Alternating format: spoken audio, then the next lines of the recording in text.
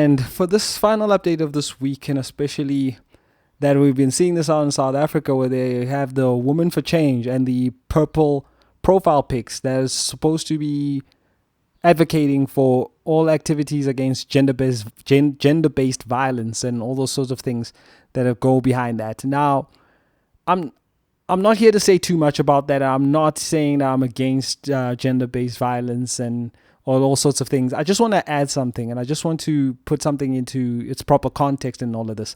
Is that if you notice that, of course, there's this whole men going their own way phenomenon, and then women were taking up saying that, listen, women are for change, and men should stop, being so, I don't know what they call them, toxic masculinity or toxic masculines in this instance.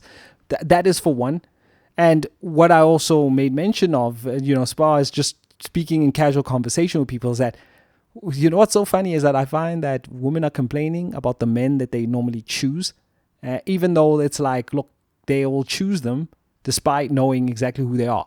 Now, let me stop you from there, and I'm not going on, and I'm not going on this woman bashing route, and that's not what I'm saying, because the end of the day is that if men were also more righteous and also choosing the true righteousness and being led by the Spirit of Christ, we wouldn't have as many women having to make so much noise and having been victims of course, unfortunate things like rapes and all sorts of things, and of course being battered at home by,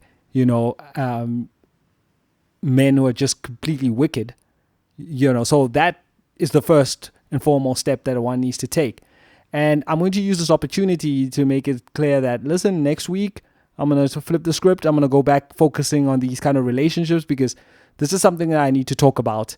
And I just feel like this needs to be accounted for. But the other fact is this about women, is that I'm saying that, listen, I mean, if somebody shows you who they are, believe them.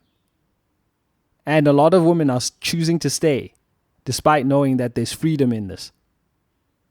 I'll give more on that, because we know God is a liberator, and He is the one that actually gets women, or just men in general, out of bondage. And on that note, I will end this update over here.